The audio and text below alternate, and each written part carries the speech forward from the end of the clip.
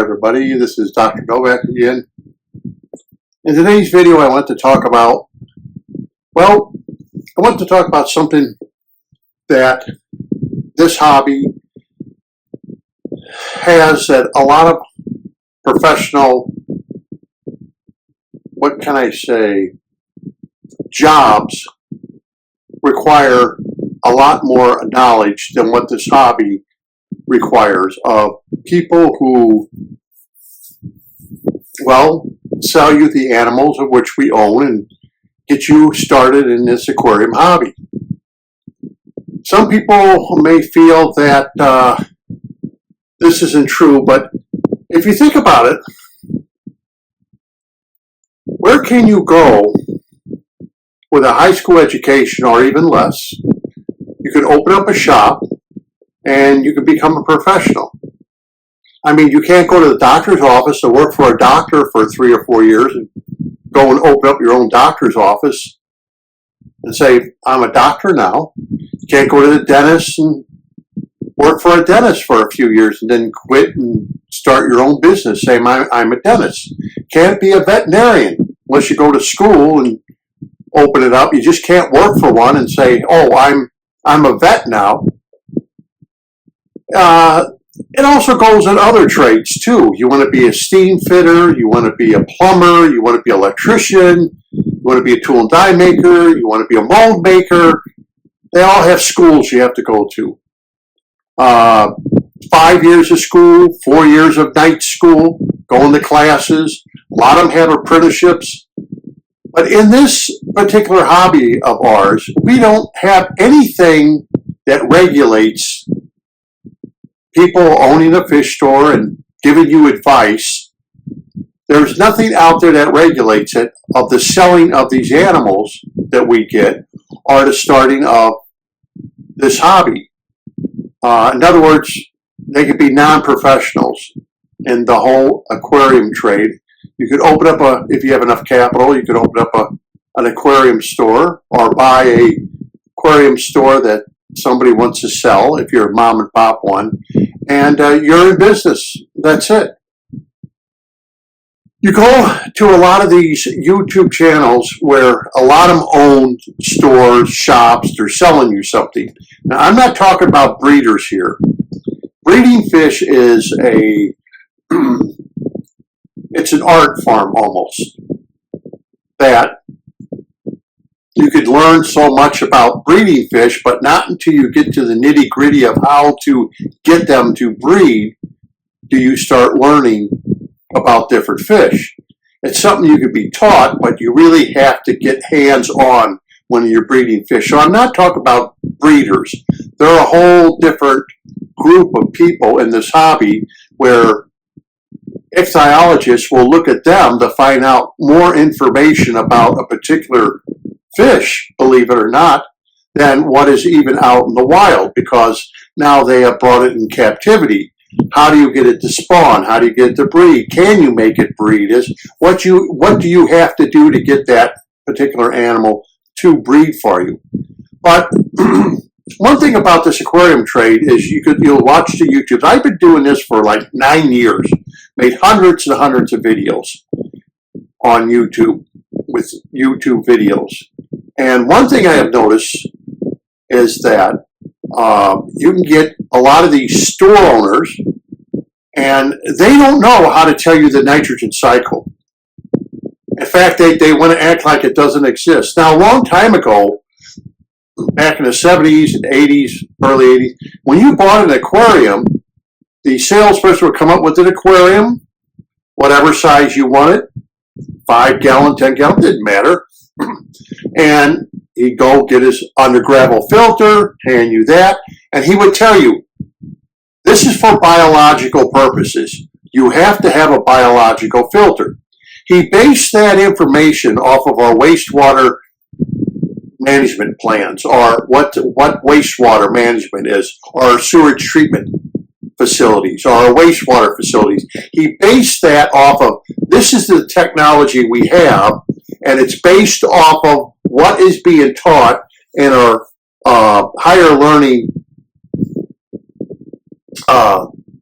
courses in our universities and colleges and everything. This is what's being taught. He would hand you that undergravel filter and say, this is for biological filtration. You will have more than enough just with this substrate. You make 3-4 inches of substrate, and you will have enough biological activity to complete the nitrogen cycle. Because a lot of people know nothing about the nitrogen cycle, if it even exists, or they don't understand what happens when you start adding plants, fish, things start decaying or oxidizing, that they create ammonia and then turns into ammonium.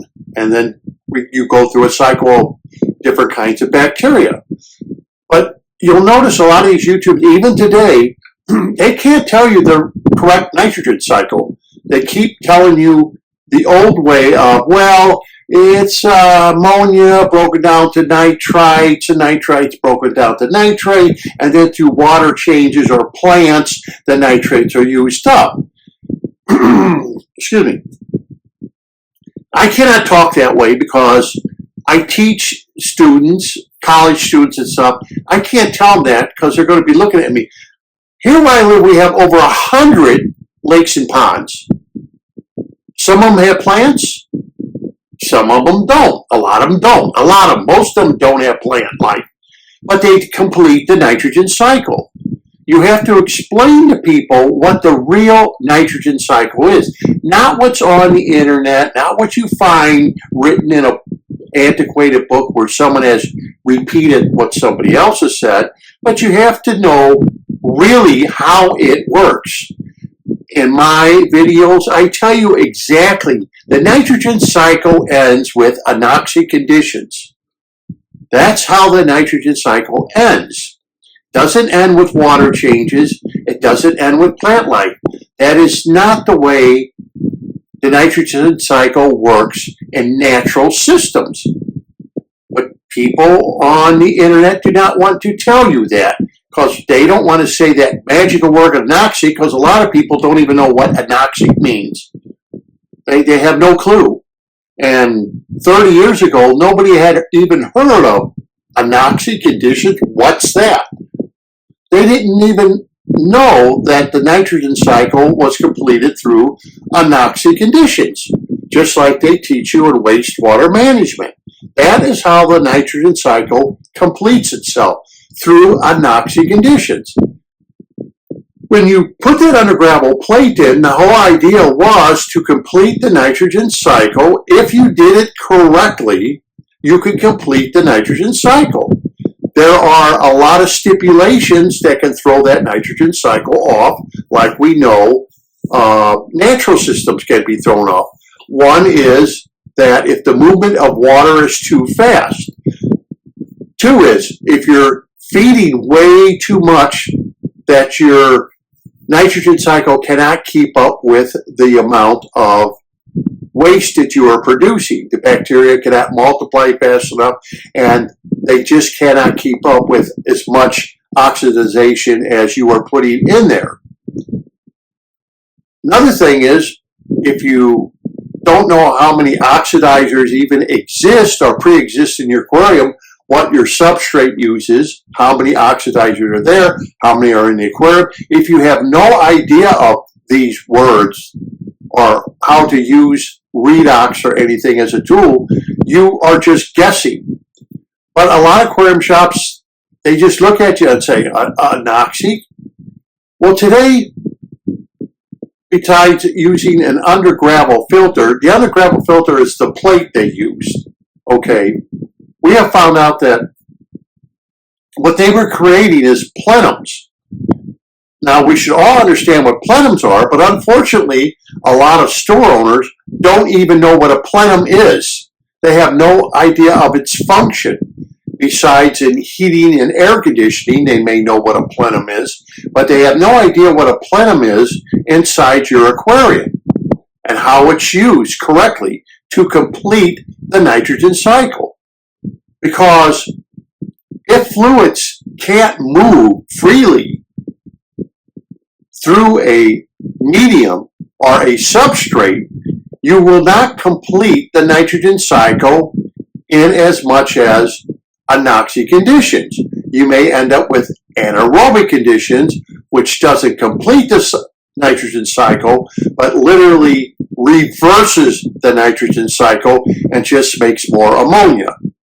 We know that. So whenever we test out ponds and lakes and things like that, we want to make sure the nitrogen cycle is being completed, not being destroyed by the wrong kind of bacteria and anaerobic conditions. You will also find out that these store owners and stuff will try to sell you plants. Plants are about $7 a pot if you want to plant.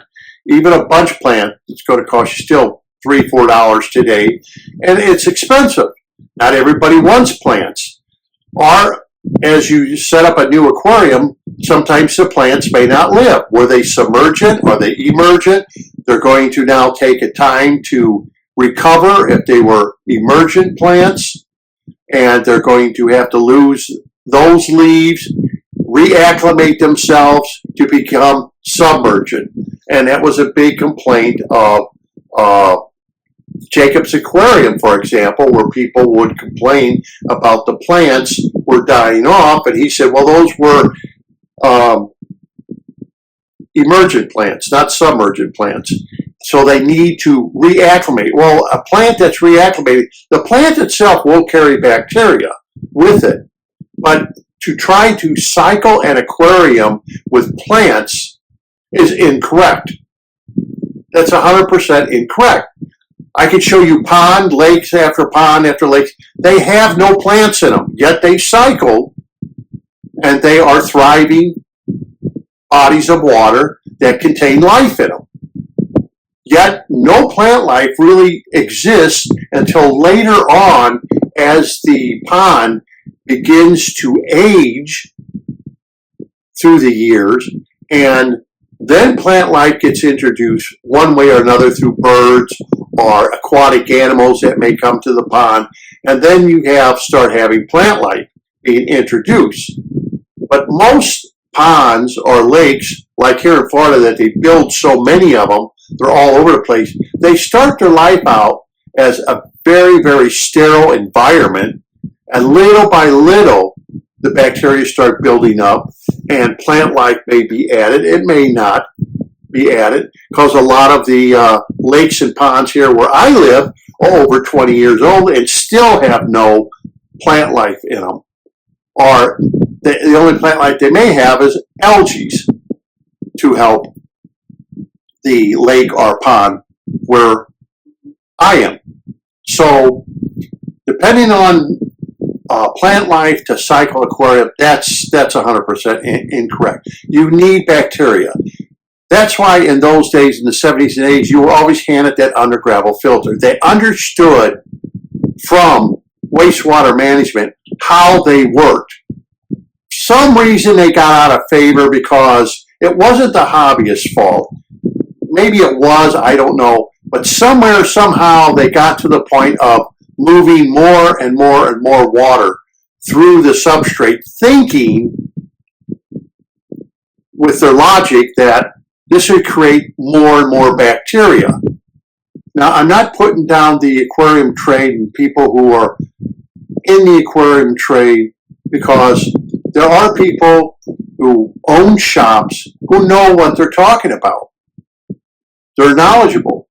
But there's a lot of them who you can find out how knowledgeable they are by asking them, what is the nitrogen cycle? You are still learning, and you are constantly learning this hobby of different things, different products, and new technology that's coming out.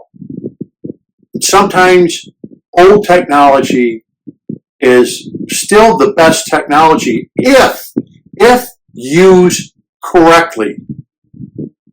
Anything can be misused. Okay, anything can be pushed to its limits where it won't work correctly. That's what happens. The tank that's right behind me here runs off of a BCB bag, 100%. Okay, but I don't overload it. I watch what I feed. I measure everything that I feed them. I watch how long it takes them to eat. I watch everything. And the tank has no nitrates, no phosphates, only because I watch what I do. I want to thank you for watching my channel. I hope I didn't come across as people who work in stores are dumb. No, but there are a lot of people who cannot tell you the nitrogen cycle, who cannot tell you what anoxic conditions are, who cannot tell you what a plenum is, who work in these fish stores because they are not up to speed of what is being taught in our universities and colleges. They're not up to speed. They're still sitting, 20, 30, 40 years ago, and when undergravel filter plates were thrown in the trash can. They're still thinking that way, and they're not coming up with what is new. Revolution. It evolves. Things keep changing. Things keep evolving in this hobby. You have to change. Someday what I'm saying may be obsolete. We don't know. We don't know what's in store for us. We don't know what products will come out there and obsolete everything that I'm telling you. We don't know yet. But I can guarantee it will happen. And things will change for all of us in this aquarium hobby. I'll be long dead and gone. Maybe you'll be long dead and gone. Or maybe you'll be, 80 years old, and all of a sudden people don't set up aquariums that way anymore. Oh, wow, So that's just the way the hobby's going. So until next time, this is Dr. Noack. I hope you enjoyed the video. This is something to always wonder when you walk into a fish store, what's the nitrogen cycle? They're probably going to tell you the old way of, water changes in plants. And, that's not the nitrogen cycle, how to do it with bacteria. That's not the complete nitrogen cycle. Mother Nature doesn't throw a bunch of plants in a pond or lake, and she doesn't exchange big, huge volumes of water, 50% of a lake. One day the lake is down, 50% with, 20,000 gallons gone, and the next day it's all full again. It doesn't work that way with Mother Nature. They need to be teaching people, this is how it's done naturally. Now you can either do it that way, or you can do it where you're doing water changes, but then your water could have high nitrates. So thank you very much for watching, and don't forget to subscribe if you like being taught stuff more than being told what to buy on your next adventure going into a fish store.